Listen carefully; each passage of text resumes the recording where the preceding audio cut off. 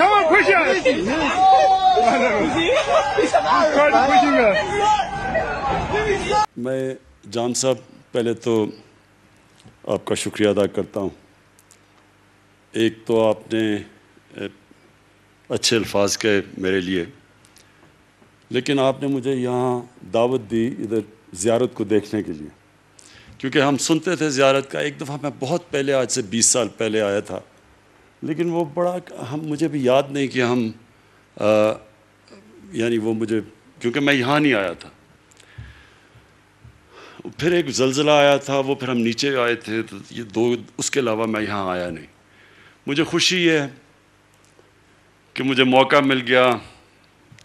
قائد اعظم کے جو وہ آخری دن تھے جدھر انہوں نے گزارے، یہ پیچھے جو ہسٹوریکل یہ مونیومنٹ ہے ہمارے لیے، اور اس لیے میں آپ کا شکریہ ادا کرتا ہوں، کیونکہ میں ہمیشہ سوچتا تھا کہ میں ایک دن جاؤں گا یہاں.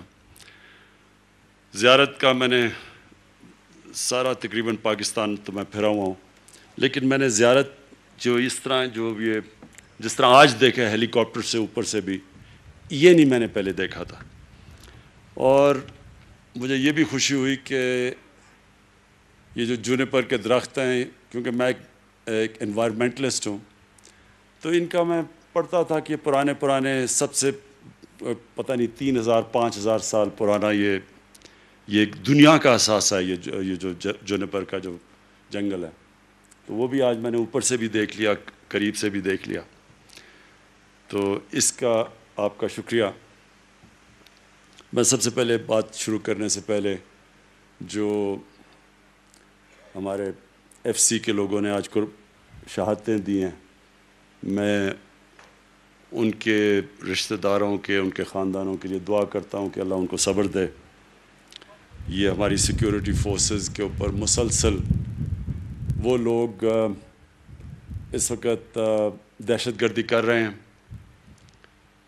جو کہ مجھے افسوس سے کہنا پڑتا ہے کہ اگر یہ گورنمنٹ، ہماری گورنمنٹ دیکھیں کہ جس طرح یہ بلوچستان کو اب جس طرح ہم نے اپنایا، یعنی اپنا سمجھا بلوچستان کو، جو پہلے گورنمنٹ سے نہیں سمجھا، تو کم از کم ان کو یہ سوچنا ہے کہ پہلی دفعہ بلوچستان میں اس طرح کا پیسہ خرچ کیا جا رہا ہے جو کبھی پہلے نہیں ہوا.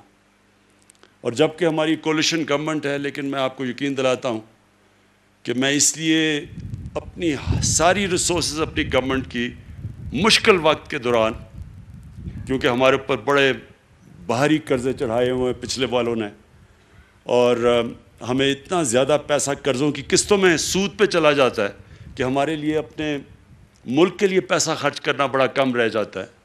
اس کے باوجود ہم نے پوری طرح بلوچستان کے اوپر جتنا بھی ہو سکے ہم نے فنڈز دیے ہیں. اور میری جو 2 گورنمنٹس ہیں، پختونخوا کی اور پنجاب کی، وہ بار بار مجھے کہتے ہیں کہ جی آپ بلوچستان کے اوپر بہت ہی زیادہ مہربان ہو گئے ہیں. لیکن اس کی وجہ یہ ہے کہ بلوچستان کو واقعی نظر انداز کیا گیا ماضی میں. بلوچستان کے اندر جو پیسہ جانا تھا وہ بھی نہیں صحیح معنی میں خرچ کیا گیا، نہ توجہ گئی بلوچستان کے اوپر جو ہونی چاہیے تھی. اور جو پیسہ دیا بھی گیا، افسوس سے مجھے کہنا پڑتا ہے کہ وہ بھی صحیح معنی میں خرچ نہیں ہوا. اگر جو پیسہ دیا بھی گیا وہ صحیح معنی میں خرچ ہو جاتا تو بلوچستان کے حالات بہت بہتر ہونے تھے. مجھے میرے ایم پی کہہ رہے ہیں کہ نام لیں کسی کا جس نے بڑی دیر سے یہاں حکومت یہاں بیٹھا ہوا تھا.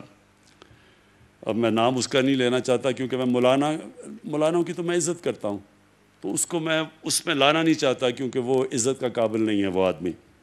لیکن اس میں کوئی شک نہیں کہ وہ پیسہ جو یہاں خرچ ہونا چاہیے تھا وہ خرچ نہیں ہوا. اچھا جی، اب پہلے تو میں آپ کو ایک خوشخبری سناؤں. خوشخبری یہ ہے کہ ایک بہت مشکل وقت سے ماشاءاللہ اللہ کا شکر کرتا ہوں ہمارا ملک نکل رہا ہے. ہمارے جو مخالف ہیں انہوں نے پہلے سے شور مچا دیا کہ حکومت فیل ہو گئی. ابھی تو ہماری حکومت آئی تھی تو انہوں نے کہا فیل ہو گئی. اس لیے وہ نہیں کہہ رہے تھے کہ فیل ہو گئی، کیونکہ حکومت جب آئی ہے وہ فیل کیسے ہو سکتی ہے. وہ چاہتے تھے کہ فیل ہو جائے. کہ کامیاب نہ ہو، پہلے سے خطرہ ہو گیا کہ کامیاب ہو جائیں. یہ حکومت اگر کامیاب ہو جاتی، اس معاشی بحران سے پاکستان کو نکال لیتی، تو ان کی سیاسی دکانیں بند ہو جانی تھی.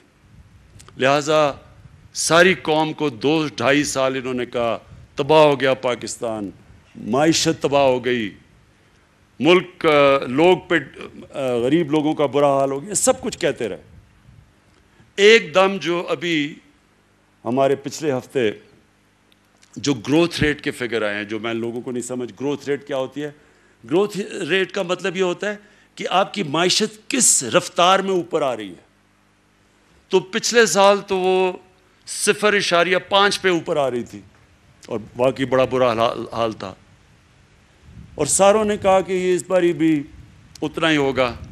تو جب گروتھ ریٹ تقریباً 4%، یعنی 4% پہ جب اوپر جانا، جب یہ فگرز جب پبلک ہوئے، تو وہ ساری اپوزیشن کہہ رہی ہے کہ یہ فگر ٹھیک نہیں ہے، کیونکہ اگر وہ فگر ٹھیک ہوتے تو اس کا مطلب یہ جھوٹ بول رہے تھے. اس کا مطلب کہ ملک اتنا برا نہیں تھا کہ اگر ہم 4% ملک گرو کریں. تو وہ آج بڑے مشکل میں پڑے ہوئے ہیں. مجھے ترس بھی آتا ہے کئی دفعہ ان کے اوپر. وہ کبھی کہتے ہیں ہم آج گورنمنٹ گرا دیں گے، 3 مہینے کبھی دیتے ہیں گورنمنٹ کو، کبھی 31 دسمبر میں گورنمنٹ جائے گی، کبھی کچھ ہو جائے گا. تو مجھے تو اب ان کی فکر پڑ گئی کہ یہ اب ساتھ رہ جائیں گے یا نہیں رہیں گے، کیونکہ گورنمنٹ نے تو انشاءاللہ جو ہم مشکل وقت سے نکلے ہیں، یہ بھی 5 سال میں تو انشاءاللہ، اور ابھی اگلے سال یہ اور رفتار بڑھے گی اس کی، اور جو اگلی انشاءاللہ ہماری حکومت آئے گی اس میں پھر پاکستان اور تیزی سے اوپر جائے گا. کیونکہ اس کی وجہ ہے نا، بلوچستان کے میرے MPs بھی بیٹھے ہیں، وزیر بیٹھے ہوئے ہیں. اب سب کو میں صرف ایک چیز سمجھانا چاہتا ہوں. دیکھیں، میں اگر پاور میں آؤں نا، اقتدار میں آؤں، تو یا میں اپنے لیے پیسہ بنا سکتا ہوں یا میں اپنی قوم کے لیے پیسہ بنا سکتا ہوں. دونوں نہیں ہو سکتا. اگر یہ میں سوچوں کہ میں اپنے لنڈن میں بڑے بڑے محلات خریدوں گا اور قوم بھی ترقی کر جائے گی، ایسے ہوتا نہیں ہے. جو بھی قومیں ترقی کی ہیں، ان کے لیڈرز نے پوری طرح اپنی قوم، اپنے ملک میں بیٹھ کے اور اپنے ملک کی خدمت کی. مہاتر محمد، اس نے کوئی لنڈن میں فلیٹ نہیں اس کے کوئی ملک سے باہر بینک اکاؤنٹس نہیں ہیں، اس کے بچوں کی بزنسز باہر نہیں ہیں. وہ وہی ملیشیا میں رہا، ادھر ہی رہا، اس ملیشیا کو اٹھا کے کہاں سے کہاں لے گیا. اسی طرح سنگاپور کا لی کوان یو، اس نے سنگاپور کو اٹھا کے کہاں سے کہاں لے گیا. امیر ترین ملک بن گیا سنگاپور اس کے ہوتے ہوئے، لیکن اس کی کوئی باہر مے فیئر لنڈن کے سب سے مہنگے میں اس کی کوئی جائیدادیں نہیں ہیں، پراپرٹیز نہیں ہیں، ان کے بچے باہر نہیں ہیں. تو یہ ہوتا ہی نہیں کہ ایک آدمی ملک سے پیسہ چوری کر کے باہر لے جائے اور سمجھے کہ ملک ترقی کرے گا.